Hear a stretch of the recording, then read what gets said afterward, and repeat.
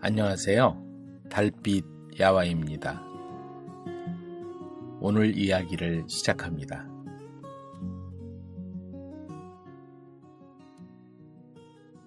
장사꾼이 찾아간 낯선 초가집. 한양에서 포목상을 하던 이성무는 그의 겨울 모든 걸 잃었다. 동업자의 배신으로 가게는 문을 닫았고 빚에 쫓겨 처자식마저 친정으로 돌려보내야 했다. 아버님께서 그렇게 반대하셨는데. 아내가 헤어지며 흘린 눈물을 그는 잊을 수 없었다. 한때 한양에서 손꼽히는 부자였지만 욕심에 눈이 멀어 위험한 투자를 거듭했고 신뢰를 잃은 후에야 모든 것이 신기루였다는 걸 깨달았다. 이제 그에게 남은 것은 몸에 걸친 누더기 한 벌 뿐이었다. 성무는 친구들의 차가운 시선을 견디지 못하고 한양을 떠났다. 어디로 가야 할지도 모른 채 그저 사람들의 시선이 닿지 않는 곳이면 어디든 좋았다. 겨울 산길을 며칠째 헤매던 어느 저녁, 눈발이 거세게 내리기 시작했다. 손끝이 얼어 감각이 없어지고 허기가 져서 비틀거리던 그때 숲속 깊은 곳에 은은한 불빛이 보였다. 가까이 다가가니 작은 초가집이 있었다. 그런데 이상했다. 보통 집에는 문이 하나인데 그 집은 문이 3개나 나란히 달려 있었다. 첫 번째 문에는 들어오는 자 자신을 보리라. 두 번째 문에는 후회 없는 자 앞으로 나아가라. 세 번째 문에는 마음을 비운 자 길을 얻으리라 라고 적힌 나무패가 걸려 있었다. 성무는 추위에 떨며 말했다. 계신가요? 하룻밤만 묵어가게 해주십시오. 하지만 아무런 대답이 없었다. 그는 망설이다가 마침내 첫 번째 문을 밀었다. 문이 열리자 기이한 광경이 펼쳐졌다. 방 안이 온통 거울로 둘러싸여 있었는데 거울마다 서로 다른 자신의 모습이 비쳐 있었다. 어떤 거울에는 젊은 시절 처음 장사를 시작할 때의 모습이 보였다. 정직하고 성실했던 그때의 모습은 눈빛이 맑았다. 또 다른 거울엔 사업이 번창하기 시작했을 때의 모습이었다. 점점 교만해지고 더 많은 돈을 벌기 위해 수단과 방법을 가리지 않던 모습이었다. 가장 큰 거울에는 몇 년 전 자신의 모습이 보였다.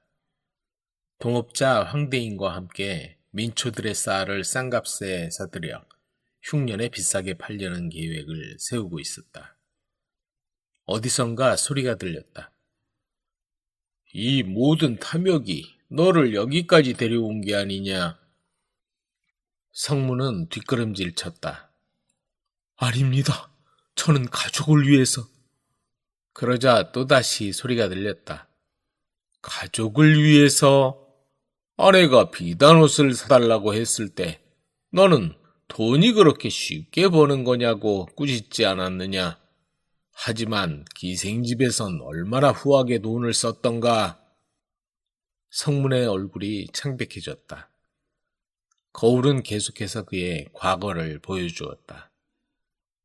가난한 소장농들에게 높은 이자를 받은 것, 품질이 떨어지는 포목을 좋은 것인 양 속여 판 것, 아내가 친정에 보낼 쌀조차 아까워한 것. 그만해! 성문이 주먹으로 가장 큰 거울을 내리쳤다. 거울이 깨지면서 날카로운 소리가 울려 퍼졌다.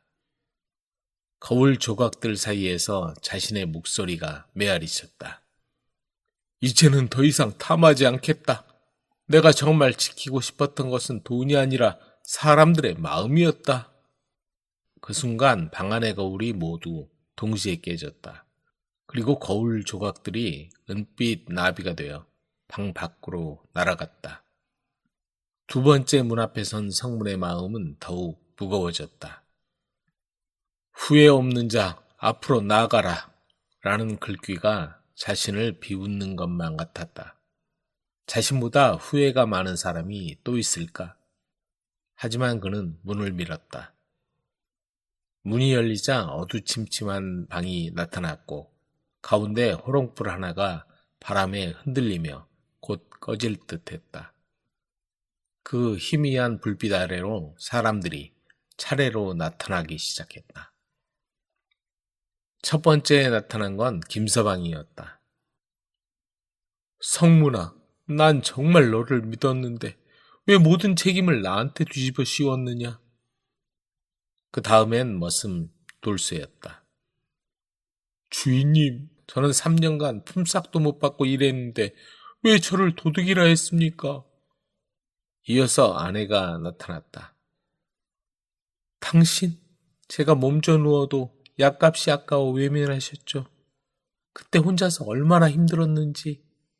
마지막으로 나타난 사람을 보자 성문의 다리가 풀렸다. 10년 전 돌아가신 어머니였다. 아들아. 어머니의 목소리는 슬픔에 젖어 있었다.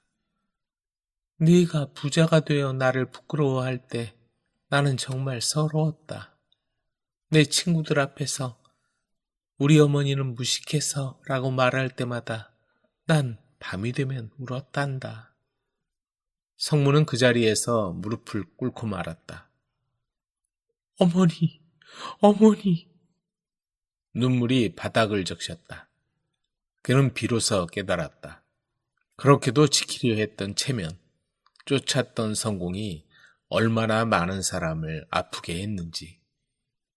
죄송합니다. 정말 죄송합니다. 진심 어린 사죄가 울려 퍼지자 희미하던 호롱불이 점점 밝아지기 시작했다. 어머니의 얼굴에 따뜻한 미소가 번졌다. 아들아, 후회는 끝이 아니란다. 다시 시작할 수 있는 용기란다. 그러자 문 위의 글귀가 서서히 바뀌었다. 후회를 품은 자 진실을 얻으리라. 따뜻한 빛이 방을 가득 채웠고 사람들은 축복의 미소를 남기며 사라졌다. 세 번째 문 앞에 선 성문은 한참을 머뭇거렸다. 마음을 비운 자 길을 얻으리라. 과연 자신이 마음을 비울 수 있을까? 그제야 그는 그곳은 평범한 집이 아니라 사람의 마음을 들여다보는 신비로운 곳이라는 사실을 깨달았다. 마침내 문을 열었을 때 예상과 달리 앞에 아무것도 없었다. 그저 눈 내리는 넓은 들판뿐이었다. 이게 뭐지? 성문이 당황하여 뒤를 돌아보려 할 때 누군가의 따뜻한 손이 어깨를 감쌌다. 깜짝 놀라 돌아보니 아무도 없었다. 하지만 마음속 깊은 곳에서 목소리가 들려왔다. 이제 내가 용서해야 할 사람은 따로 있다. 누구를 용서해야 합니까? 바로 너 자신이다. 완벽하지 않은 너, 실수투성이인 너, 때로는 이기적이었던 너를 용서해야 한다.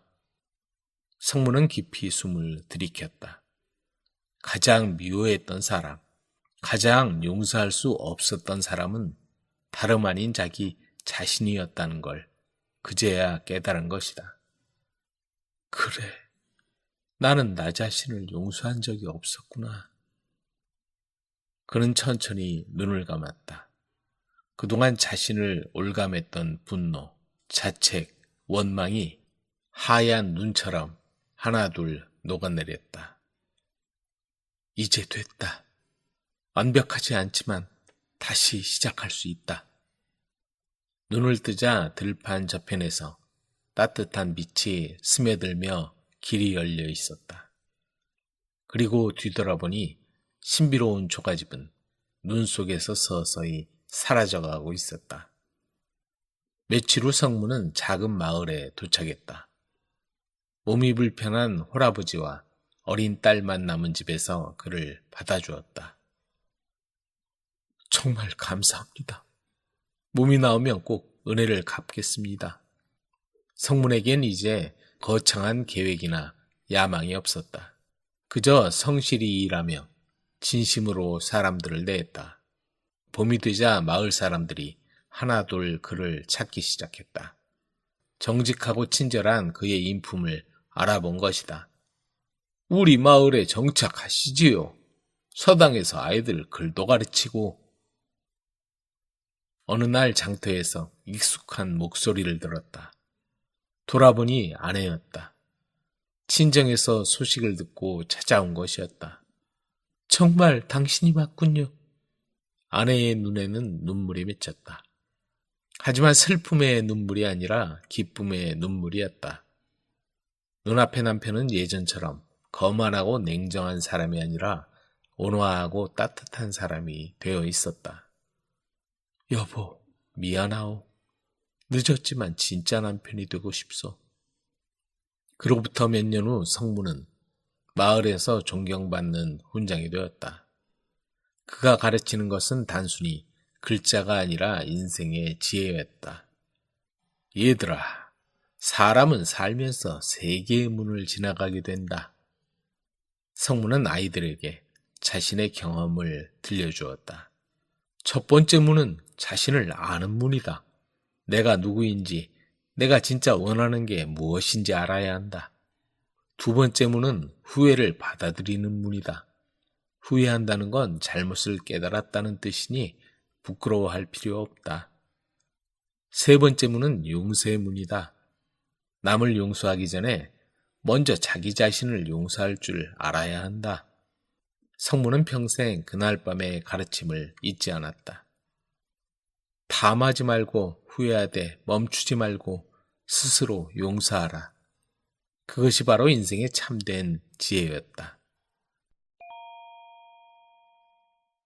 여인의 유혹에 빠진 남자. 여보, 다녀오겠소. 아내는 남편의 손에 노잣돈을 꼭 쥐어주면서 눈물만 흘리고 있었다. 그런 아내를 바라보며 조연수는 한마디 말도 못하고 집을 떠났다. 안타까운 눈물을 흘리며 지금까지 군소리 한 번 없이 자신을 뒷바라지한 아내를 생각하니 눈물이 앞을 가렸다. 이번에는 과거에 꼭 합격해야 할 텐데. 마음을 굳게 먹었지만 이게 어찌된 일인가. 조연수는 이번에도 과거에 실패했다. 과거를 보러 올 때마다 아내가 시집올 때 가져온 폐물을 팔아서 마련해준 노잣돈을 가지고 올라오곤 했는데 이번엔 무슨 낯으로 돌아간단 말인가. 발걸음이 떼어지질 않는구나. 조연수의 부친은 과거에 홍문관 교리를 지냈다.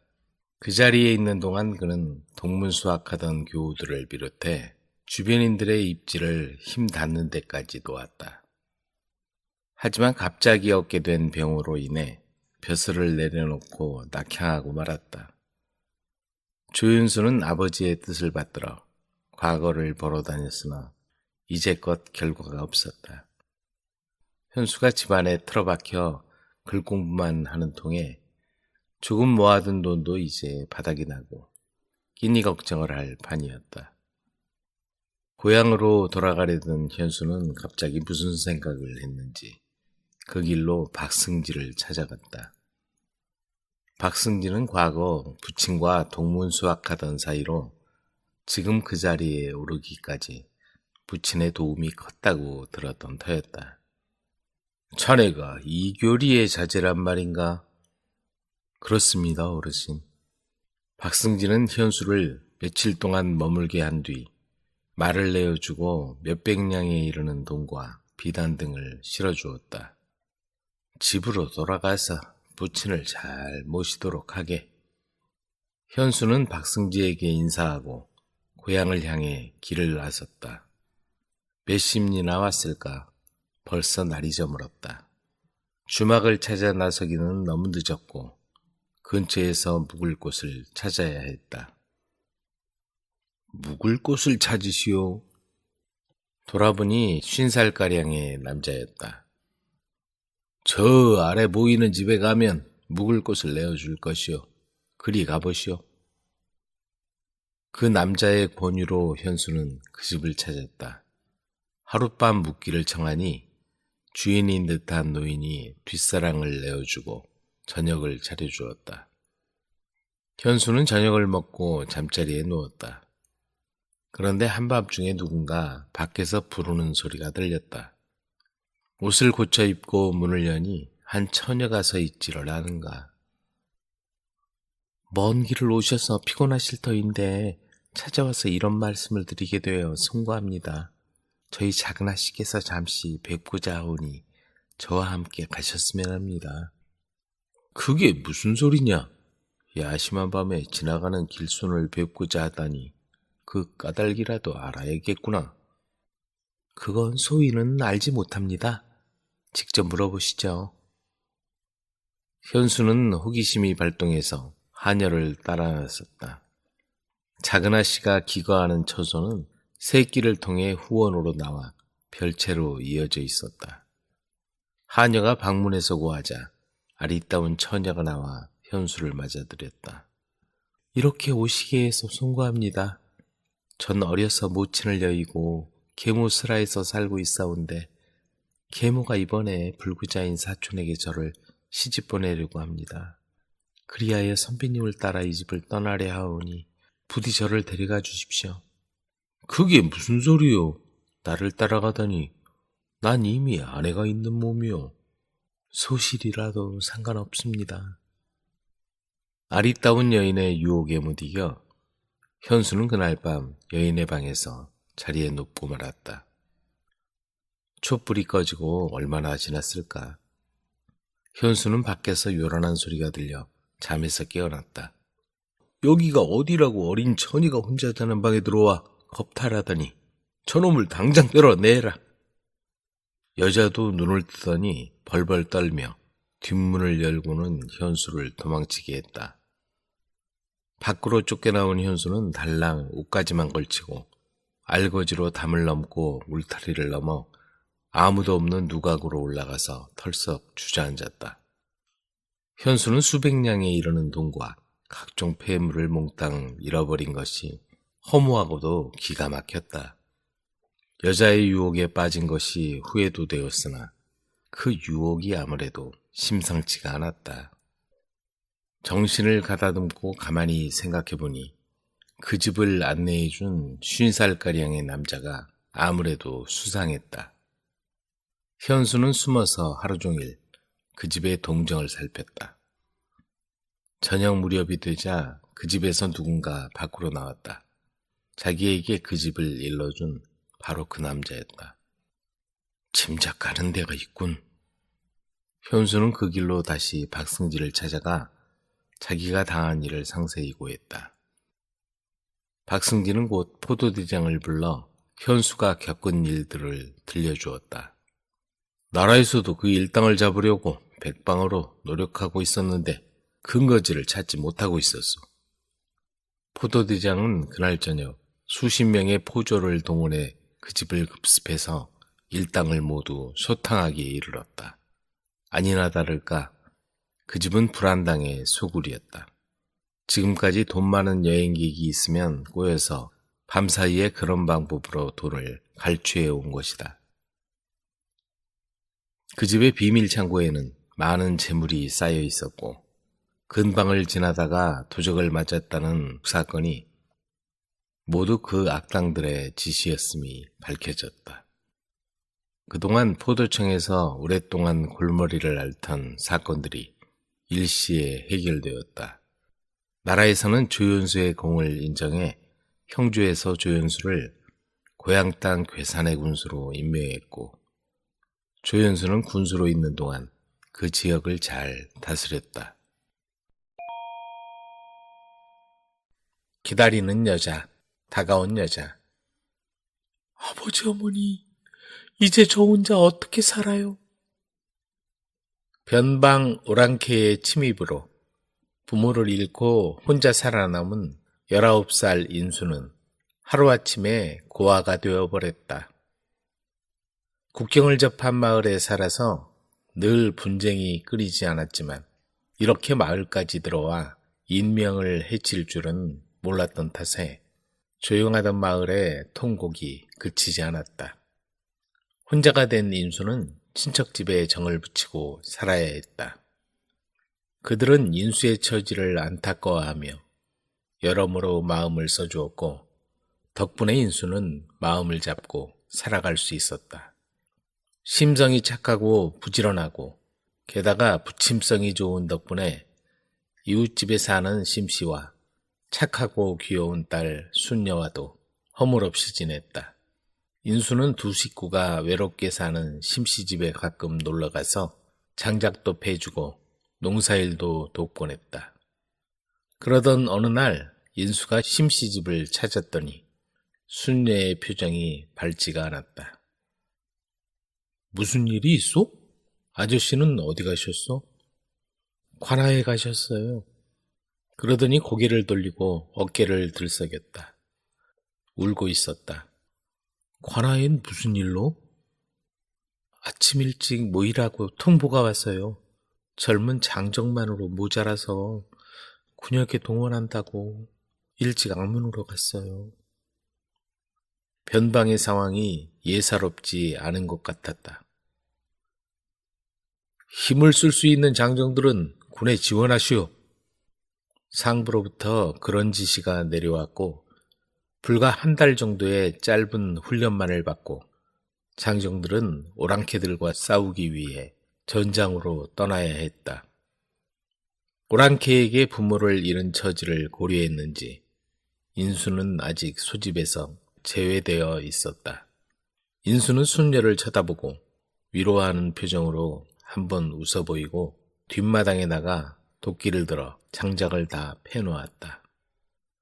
이것 좀 드세요. 순녀가 불러서 나가니 시원한 식혜를 떠놓고 있었다.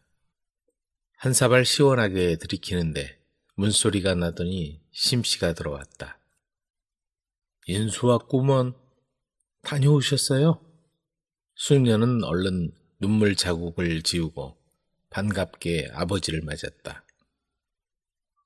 심씨는 마루에 걸터앉아 이마에 땀을 닦았다. 관에 갔더니 내일 당장 떠날 채비를 하라고 하더군. 변방 상황이 어려운 모양이야. 나같이 나이 든 사람까지 소집하는 걸 보면. 어떻게 해요, 아버지? 어떻게 하겠니? 남들도 다 가는걸. 옆집 삼돌이네도 아들 보내고 자기도 이번에 가게 됐다고 분통을 터뜨리던데. 어쩔 도리가 있나. 나라에서 부르면 가야지. 저 윗마을에 아들 셋이 다 죽은 집도 있다고 합니다. 집집마다 장정은 다 나가고 장정이 없으면 40이 넘어 50이 된 늙은이도 나가야 하는 형편이었다. 그런데 이복에 인수, 자네한테 부탁이 있네. 한동안 먼 산을 바라보던 심씨가 진지한 표정으로 말을 꺼냈다. 내가 전부터 자네에게 하려던 말이 있네. 내 딸이 아직 철이 없고 부족하지만 마음 씀씀이도 착하고 자네 속을 태우는 일은 없을 거야. 땅 맞이기도 있으니 부지런히 일하면 굶을 일은 없을 거네. 저 아이를 자네에게 맡길 테니 건사를 해주고 아무쪼록 잘 살아주게. 이번에 가면 10중 8구 돌아오기 힘들 거란 생각이 들어 자네를 믿고 얘기하는 거네. 그리고는 딸과 인수 두 사람을 번갈아 바라보면서 한숨을 내쉬었다. 순녀는 부끄러운 듯이 고개를 푹 숙이고 인수도 한참 말이 없다가 고개를 끄덕이며 대답했다. 저 같은 사람을 믿고 그렇게 말씀을 하시니 뭐라고 드릴 말씀이 없습니다. 염려 마시고 무사히 다녀오시기만 바랍니다. 고맙네. 어쨌든지 안심하고 떠나겠네. 그리고 딸을 돌아보면서 큰 짐을 벗은 듯이 얼굴에 미소를 지으며 말했다. 얘야, 어서 들어가서 저녁 준비를 하거라. 나도 먹고 인수도 같이 먹도록 하자. 내 잠깐 삼돌이네 좀 다녀오마. 심씨가 집을 나가자 순녀는 어깨를 들썩이며 인수에게 말했다. 우리 아버지 어떻게 해요? 나갔다가 아무도 들어왔다는 말은 못 들었는데요. 내가 아들이라면 아버지 대신 나갈 텐데. 나이 많으신 우리 아버지 불쌍해서 어떻게 해요? 묵묵히 듣고 있던 인수는 걱정하지 말아요. 이제는 내가 아들이 되어 아버님으로 모시게 되었으니 내가 가도록 하겠소. 관가에 가서 애원을 해서라도 아버님 대신 나가겠소. 염려 마시오. 대신 내가 돌아오면 그때 혼인하겠다고 약속해 주시오. 하고 말했다. 너무도 뜻밖의 소리에 순녀는 고개를 들어서 인수의 얼굴을 바라보았다. 그럴 순 없어요. 그러다가 인수 오라버니에게 무슨 일이라도 있으면 어떻게 해요? 아니요. 난 반드시 돌아올 거요. 변치 말고 기다려 주시오. 인수는 그렇게 심씨 대신 변방을 지키러 떠났다. 부모님의 한을 갚아드리고 죽든지 아니면 살아서 후순녀와 혼인을 하든지 그 무엇도 아쉬울 게 없다. 인수는 몸을 사리지 않고 전장에 뛰어들었다. 칼을 쓰고 활을 쏘는 기초 훈련을 마치고 불과 한 달 만에 전장에 나갔으니 대부분 오합지졸이었다. 하지만 그 중에서 인수는 단연 뛰어났다. 전장의 선두에 나서서 밀려오는 오랑캐를 부딪혀서 싸웠다. 그런데 다음 순간 정신이 아득해지더니 쓰러지고 말았다. 날아오는 화살이 어깨를 관통하면서 언덕 아래로 굴러떨어진 것이다. 인수는 그대로 정신을 잃고 말았다. 얼마나 지났을까? 인수가 정신을 차려보니 어떤 농가의 안방에 누워 있었다. 다리와 어깨의 화살자리에는 무슨 약을 발랐는지 약간의 쓰라림만 있고 고통도 크게 느껴지지 않았다. 다만 머리가 띵하고 기운이 없을 뿐이었다.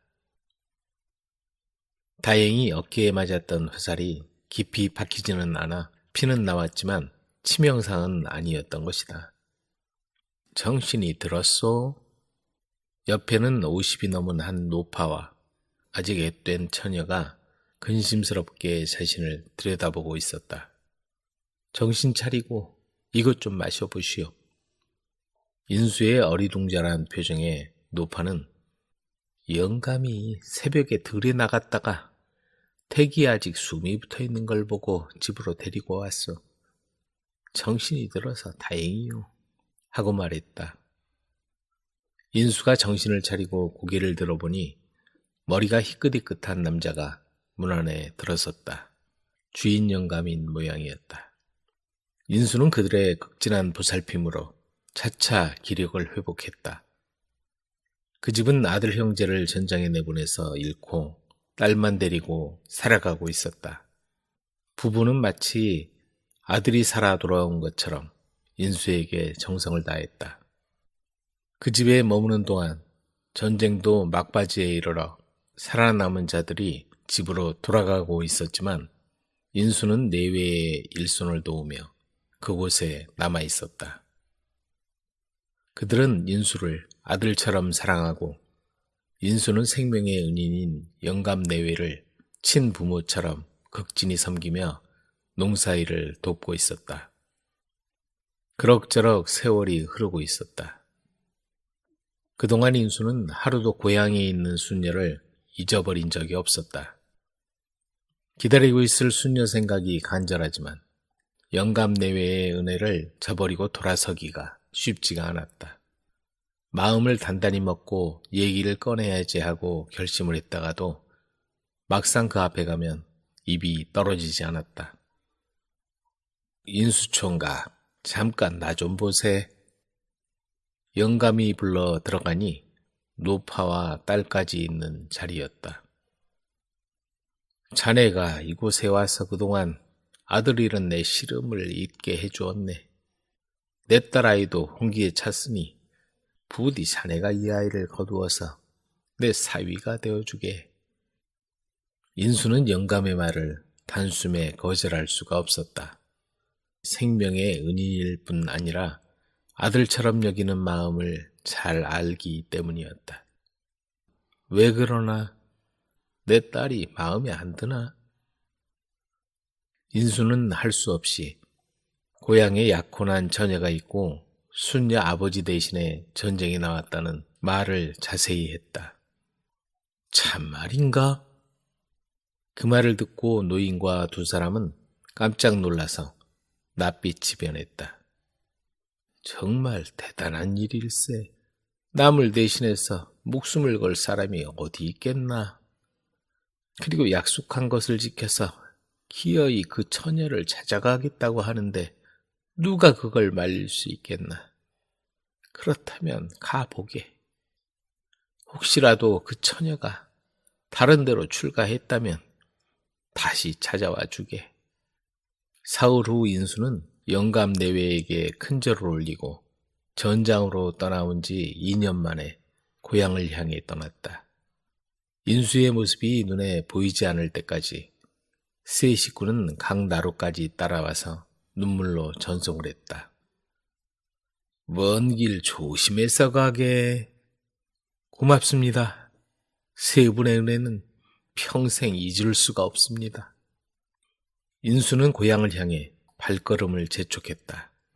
어느새 고향 마을이 보였다. 인수는 등성이를 넘어 순녀의 집으로 부지런히 향했다. 이게 누구야? 자네 아닌가? 아버지의 놀란 목소리에 밭에서 일하고 있던 젊은 여자가 고개를 들더니 뛰어오고 있었다. 바로 순녀였다. 가슴에 간직한 붉은 댕기. 효진아, 난 아픈 사람을 돌보는 일을 하고 싶어. 성욱은 한 살 적은 효진을 만나 눈물을 글썽이며 말했다. 그래요. 오라버니는 꼭 훌륭한 의원이 될 거예요. 효진은 성욱을 다정하게 바라보며 미소를 지었다. 성욱과 효진은 아래 윗집에 살면서 어릴 때부터 남매처럼 자랐다. 홀어머니와 단둘이 사는 성욱은 약한 척 변변히 쓰지 못하고 세상을 떠난 아버지로 인해 의원이 되어 가난하고 병든 이들을 돕겠다고 결심하게 되었다. 그 후 의학을 공부하며 의원의 진료를 돕는 의생 신분이었던 이성욱은 고을에 의원이 하나뿐이라 일손이 모자라 잠시도 쉴 틈이 없었다. 여보게 성욱이 이것 좀 도와주게. 네, 의원나리. 성욱은 약재 관리부터 환자 치료, 잔심부름에 이르기까지 온갖 일을 도맡아야 했다.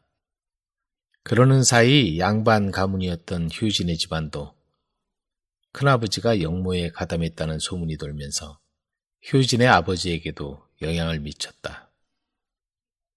고을에서 참봉으로 일했던 아버지가 파면되고 만 것이다. 다행히 더 큰 화는 미치지 않아 마을을 떠나지 않아도 되었지만 살 길이 막막했다. 그때부터 아버지는 술로 세월을 보내고 집안 살림에는 신경을 쓰지 않았다.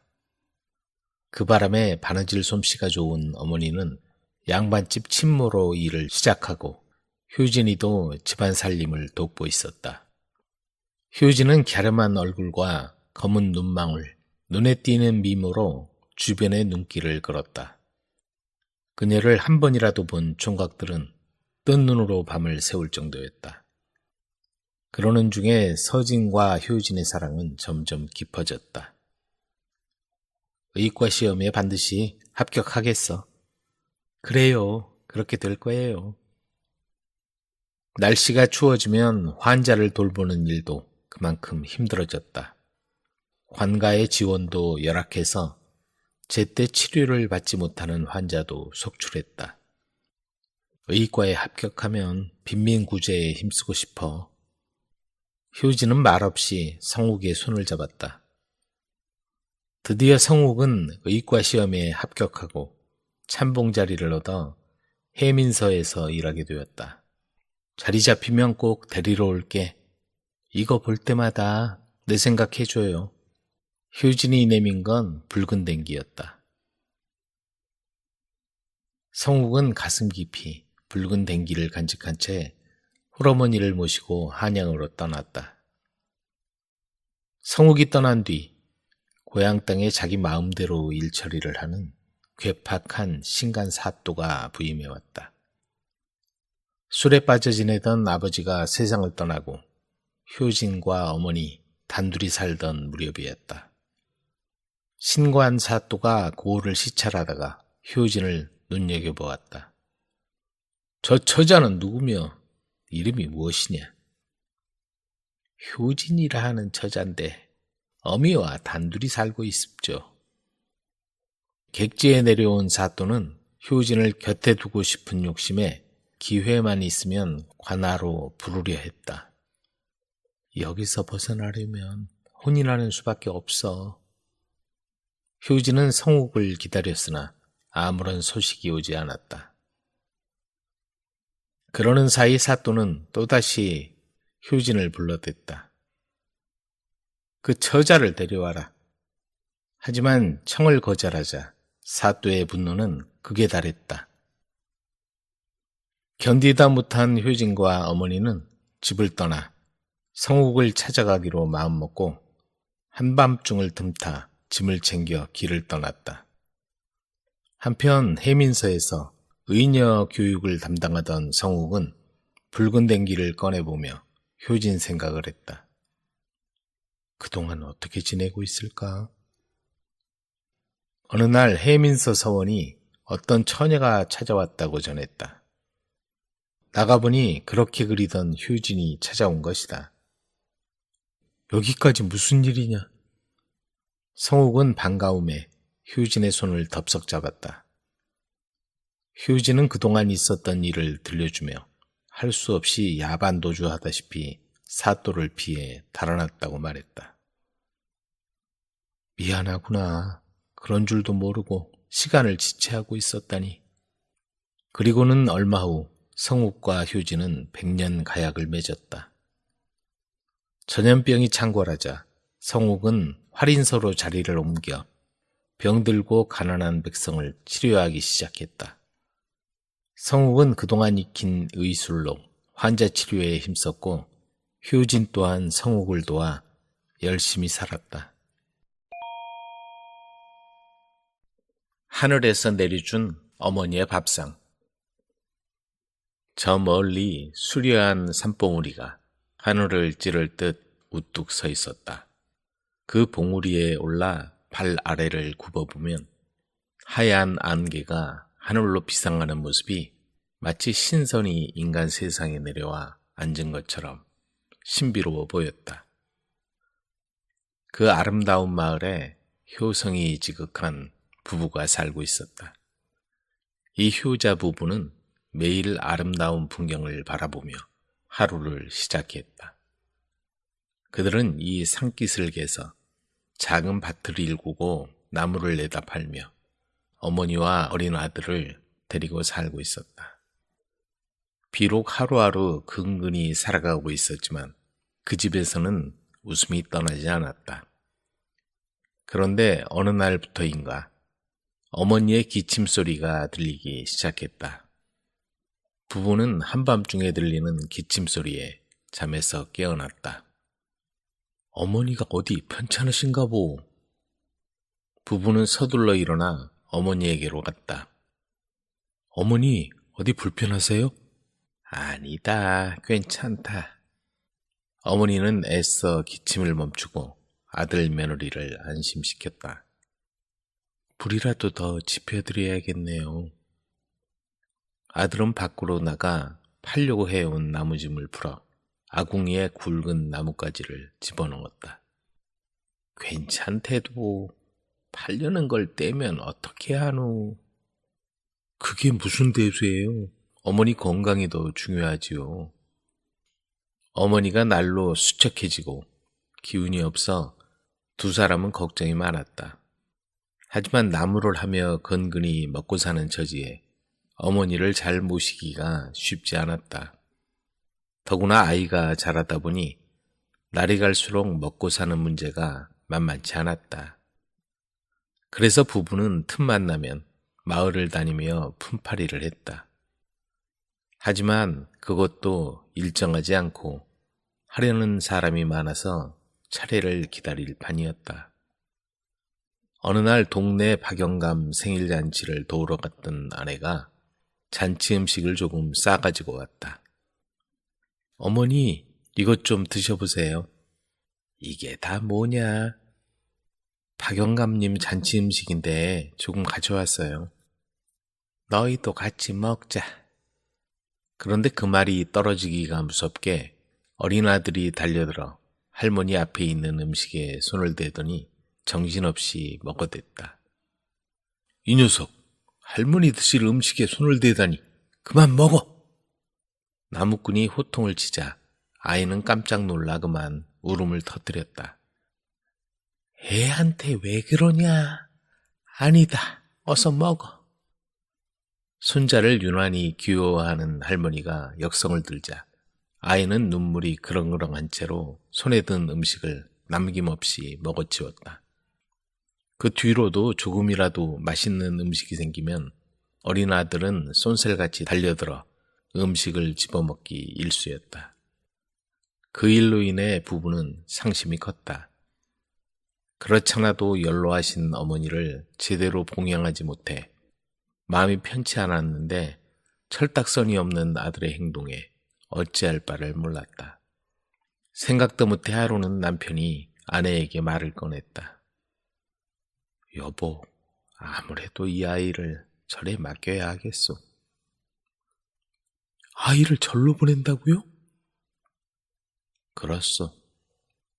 아이가 클수록 어머니를 모시는데 소홀해지는 것 같소. 아이야, 또 낳으면 되지만 어머니는 한 분뿐이지 않소. 언제까지 사실지도 모르고 말이오. 아내는 갑작스런 남편의 말에 한참 동안 눈물만 흘렸다. 하지만 남편과 마찬가지로 효성이 지극한 아내는 말없이 고개를 끄덕였다. 다음 날 부부는 아이를 데리고 길을 나섰다. 아버지, 어디 가는 거예요? 아이는 영문도 모른 채 아버지의 등에서 마냥 즐거운 표정으로 부부를 따라갔다. 고산사까지 가려면 한참을 올라가야 했다. 비록 얼마 전에 고산사에 있는 주지 스님한테 자초지종을 말하고 맡기기로 허락을 받아놓은 상태였지만 막상 어린 아들을 절에 맡기고 온다고 생각하니 발걸음이 천근만근 무거웠다. 그런데 앞장서서 길을 가던 남편이 갑자기 튀어나온 돌부리에 걸려 넘어지고 말았다. 흙을 털며 일어난 남편이 자세히 보니 그건 돌부리가 아니라 땅속에 박힌 쇠붙이였다. 무언가 하고 파내보니 묵직한 녹그릇 아닌가. 여보, 이건 녹그릇이요. 좋은 물건인 것 같은데 잘 닦아서 어머니 쓰시도록 해야겠어. 그러자 아내가 그 얘기를 듣고 기회다 싶은지 말을 꺼냈다. 아무래도 안 되겠어요. 절에는 다음번에 가도록 해요. 남편은 아이를 두고 올 생각으로 가슴이 미어질 판에 아내가 그렇게 말하자 당장 발걸음을 돌려 집으로 향했다. 어디 갔다 오는 거냐? 어머니, 이것 좀 보세요. 녹그릇 아니냐? 어디서 난 거냐? 땅속에 묻혀 있었어요. 땅속에? 나무꾼은 가져온 녹그릇을 광이 나도록 닦았다. 그러자 마치 무슨 보물이라도 되는 것처럼 영롱한 색을 띠기 시작했다. 이거 보통 물건이 아닌 것 같아. 그는 녹그릇을 머리맡에 모셔두고 잠이 들었다. 그런데 한밤중에 웬 점잖은 백발노인이 나타났다.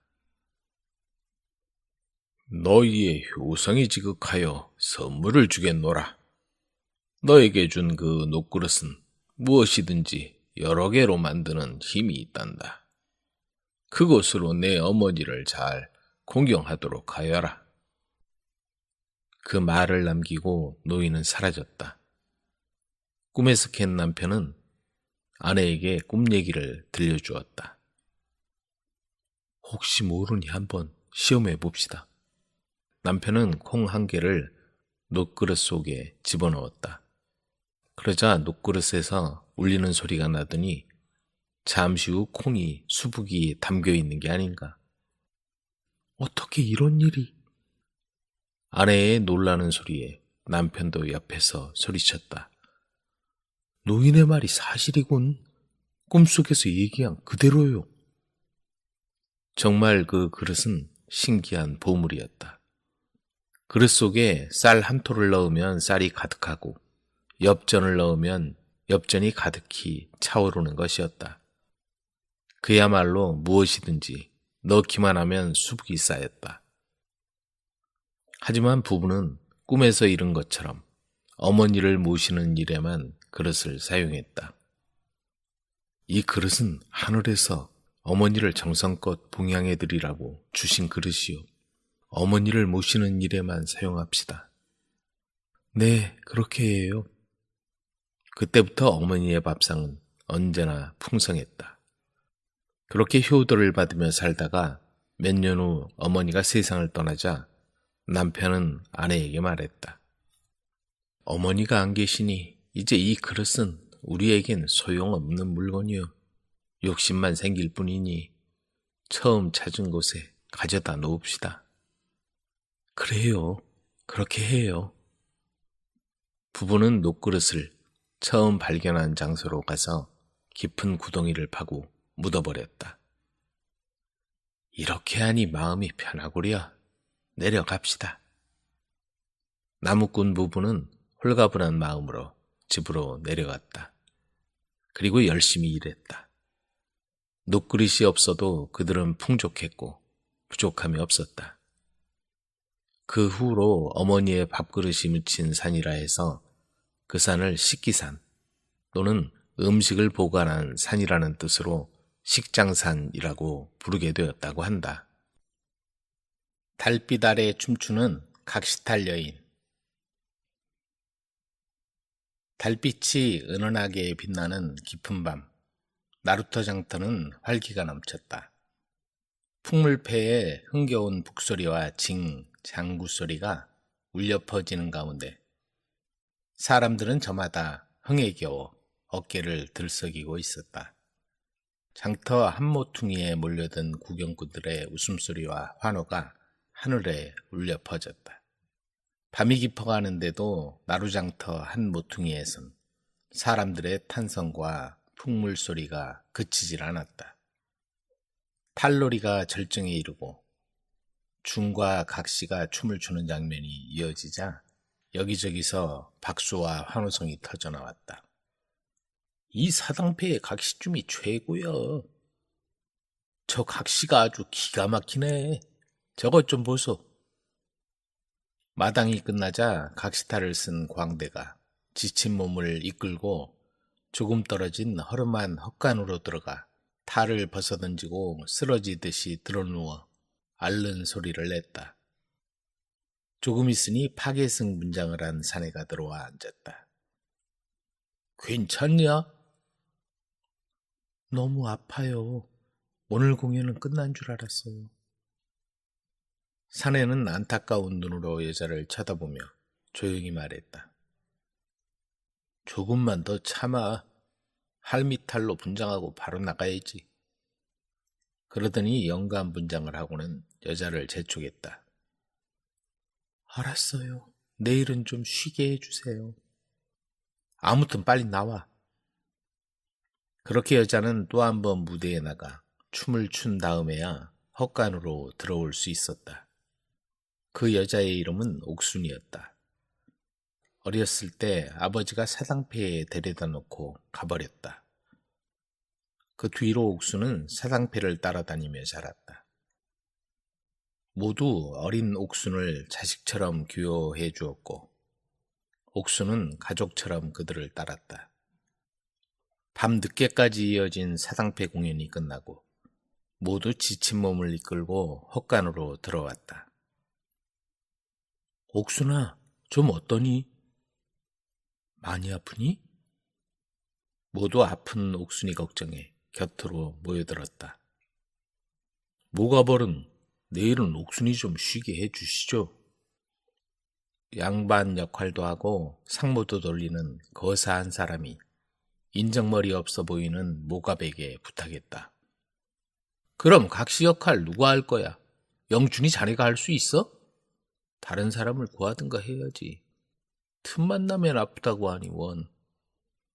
그러자 옥순이 고개를 들고 기어가는 목소리를 냈다. 저 때문에 괜히 자고 일어나면 괜찮을 거예요. 씨알도 안 먹히는 모갑에게 실망하고 모두 자리를 잡아 잠을 청했다. 그리고 피곤한 탓에 누가 업어가도 모를 정도로 모두 깊은 잠에 빠졌다. 이러다간 옥순이 때문에 공연 다 망치고 말겠어. 이참에 내보내고 그동안 봐둔 미래양이를 내려다 놔야겠어. 화류계 바닥에서 놀던 풍월이 있어서 금방 배울 수 있을 거야. 모두 잠든 걸 확인하고 모갑은 누워있는 옥순의 입을 가리고 밖으로 끌고 나갔다. 그리고 나루터로 데려가 깊이 잠든 사공을 깨워 돈을 집어주고 강을 건넜다. 어디로 가는 거죠? 옥순이 겁에 질려 모갑을 보고 물었다. 자, 이거 받아라. 이제부터 내 살 길을 찾도록 해. 모갑은 엽전 몇 푼을 옥순의 손에 쥐어주며 냉정하게 내뱉었다. 그리고 나룻배가 건너편에 닿자 옥순을 내려놓고는 되돌아가 버렸다. 그런데 하늘도 무심하게 장대 같은 비가 쏟아지기 시작했다. 옥순은 비에 흠뻑 젖어 있었다. 온몸이 떨려와 더 이상 버틸 힘도 없었다. 희미한 불빛이 보여 걸음을 옮겼더니 허름한 주막이 보였다. 늦은 시간이라 모두가 잠들었는지 주막 안은 조용했다. 옥수는 염치불고하고 작은 소리로 주인을 불렀다. 계세요? 저 좀 들어가게 해주세요. 그러자 방 안에서 인기척이 나더니 잠시 후 나이든 노파가 나왔다. 이 늦은 밤에 누구셔? 비에 홀딱 젖어있는 젊은 여인을 본 노파는 깜짝 놀라더니 소리쳤다. 세상에, 이 야심한 밤에 어쩐 일이여? 이리 들어와. 큰일 나겠구먼. 방으로 불러들인 노파는 빗물이 뚝뚝 떨어지는 옥순이를 보더니 치마 조거리를 내다주며 말했다. 이거부터 빨리 갈아입어. 그러더니 노파는 팔다 남은 따뜻한 국밥을 한 그릇 들고 왔다. 정신을 차린 옥순이는 노파의 친절에 고마움을 표시하며 사실 얘기를 했다. 이런 밤중에 아픈 처녀를 내쫓다니 천벌을 받을 인간이구먼. 옥수는 노파를 만나 편안히 하룻밤을 지낼 수 있었다.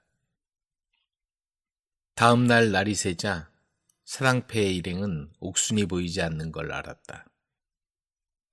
모가벌은 옥순이가 보이지 않아요. 이런, 그것이 꾀를 부리더니 밤중에 도망을 쳤구먼. 할 수 없지. 다른 사람을 데려와야겠군. 그리고는 밖으로 나가버리는 것이었다. 옥순이가 어디로 간 거지? 우리한테 말도 없이 그렇게 가버릴 아이가 아니에요. 그런데 조금 있으니 모갑이 한 여자를 데리고 들어왔다. 옥순이 대신에 역할을 하게 될 미리양이야. 경험은 없지만 금방 할 수 있을 테니 두고 봐. 장터가 열리고 사당패 공연이 다시 시작되었다. 순조롭게 진행되나 했는데 탈놀이가 시작되고 각시춤 차례가 되자 구경꾼들의 야유가 쏟아졌다. 그만둬라! 못 봐주겠다! 무슨 각시가 저래? 그런데 그 와중에 노파가 다가오더니 거사 한 사람을 붙잡고 무언가 한참을 얘기하더니 사라졌다. 그날 밤 공연이 끝나자 그 거사가 일행을 모아놓고 말을 꺼냈다.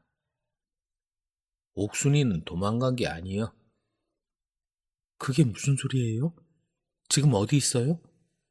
강 건너 주막에 있어. 못된 모갑이 옥수같이 비가 오는데도 아픈 아이를 쫓아냈다는군. 그 얘기를 듣자 모두 모갑의 만행에 치를 떨었다. 우리도 옥순이처럼 쫓겨나고 말 거요. 그러자 누군가 모두를 둘러보며 가라앉은 목소리로 말했다. 우리 모두 여기를 떠납시다. 그리고 힘을 합해서 다시 시작하는 거요. 사당패 일행은 모갑에게 더는 미련이 없었다. 결국 옥순을 찾아 떠나기로 결심했다. 다음날 모두 떠나버렸다는 사실을 알게 된 모갑은 힘이 풀려 주저앉고 말았다. 그리고는 분노 속에서 홀로 소리를 질렀다. 하지만 이미 사당패는 새로운 출발을 위해 떠난 후였다. 그리고 그날 공연은 열리지 못했다. 아니, 그것으로 마지막이었다. 어디 나 없이 잘 되나 보자. 모갑은 넋을 잃은 듯이 고래고래 소리를 쳐댔다. 그 후 옥순과 사당패는 전국을 돌며 사람들에게 다시금 즐거운 가락을 선사했고 옥순의 각시춤은 사람들 사이에 전설로 남게 되었다. 이 사당패의 각시춤이 최고야. 남자가 알려준 놀라운 비밀. 아주 오래전 한적한 산골 마을에 가뭄이 1년 내내 계속되어 사람들은 굶주림과 목마름에 시달리고 있었다. 이 마을에는 눈처럼 순수한 연이라는 처녀가 살고 있었는데 그녀는 반달처럼 고운 얼굴과 샛별처럼 반짝이는 눈을 가졌으나 태어날 때부터 어머니를 잃고 심술궂은 계모 밑에서 힘든 나날을 보내고 있었다. 그렇지만 연희의 미소는 마치 봄날 피어나는 꽃처럼 아름다웠으며 여전히 꽃처럼 예뻤다. 어느 날 계모가 연희를 불렀다. 당장 산에 가서 산나물을 캐와라. 연희는 걱정스러운 얼굴로 계모를 바라보았다. 어머니, 지금은 한겨울이라 산나물이 있을 리 없어요. 말대꾸 하지 말고 어서 가. 빈손으로 오면 저녁을 굶어야 한다는 걸 잊지 말거라. 한겨울, 눈 덮인 산속에 산나물이 있을 리 없었지만 연희는 계모가 시키는 심부름을 거역할 수 없어 어쩔 수 없이 산으로 발걸음을 옮겼다. 바구니와 나물 캐는 칼을 들고 깊은 산속으로 들어간 그녀는 해가 질 때까지 눈을 헤치며 산나물을 찾아 헤맸으나 조금도 발견할 수 없었다. 빈손으로 돌아가면 계모에게 혼날 것이 뻔했기에 연희는 차라리 산속에서 밤을 보내기로 했다. 큰 나무 둥지 아래 웅크리고 있던 연희는 불어오는 찬바람에 온몸이 점점 얼어가고 있었다. 아유, 추워. 온몸이 꽁꽁 얼어붙는 것 같네. 연희는 몸을 일으켜 찬바람을 피할 곳이 있는지 사방을 둘러보았다. 그때였다. 눈앞에 커다란 바위가 보였다. 혹시나 바위 틈 사이에 따뜻한 공간이 있을까 싶어 손으로 밀어보았더니 신기하게도 바위가 문처럼 열리면서 안쪽으로 길이 이어져 있었다. 조심스레 안으로 들어가 보니 그곳엔 마치 또 하나의 세상이 펼쳐져 있었다. 넓은 들판 한가운데 깨끗한 집이 있고 그 주변에는 싱그러운 채소들이 가득한 밭이 펼쳐져 있었다. 그때 그림같이 아담한 집에서 한 남자가 나왔다. 그는 처녀를 보더니 눈을 반짝이며 다가와 물었다. 이런 험한 산속에 어쩐 일이요? 남자의 눈빛은 따스하면서도 신비로웠다. 연희는 자신의 힘겨운 사정을 털어놓았다. 그 말을 들은 남자는 먼저 따뜻한 차를 내어주며 채소밭에서 신선한 나물을 한 바구니 가득해서 건넸다. 처녀는 감사의 인사를 하고 돌아가려 했지만 남자는 그녀에게 놀라운 비밀을 하나 알려주었다. 앞으로 다시 나를 찾아오고 싶으면 바위 앞에서 수양버들 입히어 연희가 왔어요. 문을 열어주세요. 하고 말하십시오. 그러면 언제든지 당신을 맞이할 것입니다. 그뿐만이 아니었다. 남자는 물병 3개를 건네며 말했다. 이 하얀 물병은 뼈에 뿌리면 살이 돋아나고, 붉은 물병을 뿌리면 피가 돌고, 푸른 물병을 뿌리면 숨을 불어넣어 다시 살아나게 합니다. 이 물병들을 소중히 간직하세요. 언젠가 반드시 사용할 때가 있을 겁니다. 처녀는 물병을 받아 소중히 품에 간직한 채 집으로 돌아왔다. 계모는 처녀가 한겨울에 신선한 나물을 가득 가져오자 깜짝 놀랐다. 대체 어디서 저렇게 신선한 나물을 구했지? 다음 날도 계모는 처녀를 산에 보냈다. 이번에도 처녀는 남자를 찾아가 나물을 얻어왔다. 하지만 이를 수상히 여긴 계모는 몰래 연희의 뒤를 따라가 바위 앞에서 주문을 외우는 것을 엿보았다. 저 바위 너머에 분명 무슨 보물이 있을 거야. 그날 밤 계모는 딸보다 먼저 바위 앞에 가서 주문을 외웠다.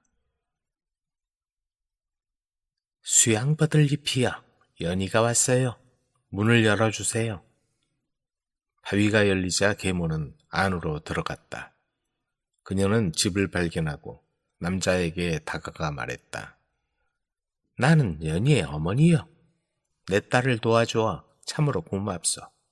하지만 이곳의 모든 보물은 나에게 맡기는 것이 좋겠소.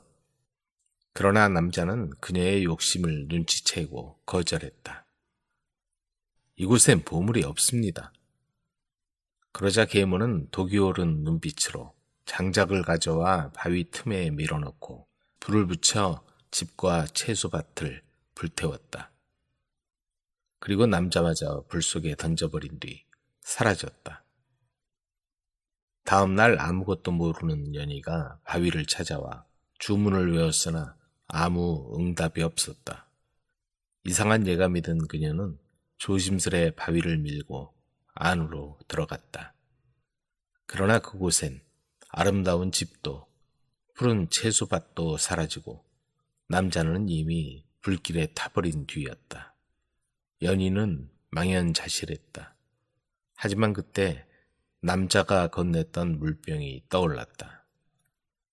혹시 그녀는 떨리는 손으로 하얀 물병을 열어 뼈 위에 뿌렸다. 그러자 뼈에 살이 돋아났다. 그녀는 곧 붉은 물병을 열어 살이 붙은 몸 위에 뿌렸다. 그러자 피가 돌기 시작했다. 마지막으로 푸른 물병에 물을 뿌리자 깊은 숨을 들이마시더니 남자가 깊은 잠에서 깨어난 듯이 천천히 눈을 떴다. 그리고 눈앞에 있는 연희를 바라보며 따뜻한 미소를 지었다. 나는 천상의 신선이요. 하늘의 명을 받아 착한 당신을 돕기 위해 이곳에 내려온 것이요. 이제 나와 함께 천상으로 갑시다. 거기서 우리는 부부가 될 것이요. 처녀는 남자의 손을 잡았다. 그 순간 하늘에서 눈부신 무지개가 내려와 두 사람을 감싸 안았다. 무지개를 타고 하늘 높이 천상의 세계로 날아오르자 그곳엔 반짝이는 빛의 궁전과 신비로운 음악 소리가 흘러나오는 환상적인 세계가 펼쳐졌다. 그곳은 인간 세상과는 차원이 다른 놀라운 풍경으로 가득 차 있었다. 그리고 그 후 땅에는 기적의 비가 내려 메마른 대지를 촉촉하게 적시게 되었고 마을 사람들 사이에 연희와 신선의 전설이 오랫동안 전해지게 되었다.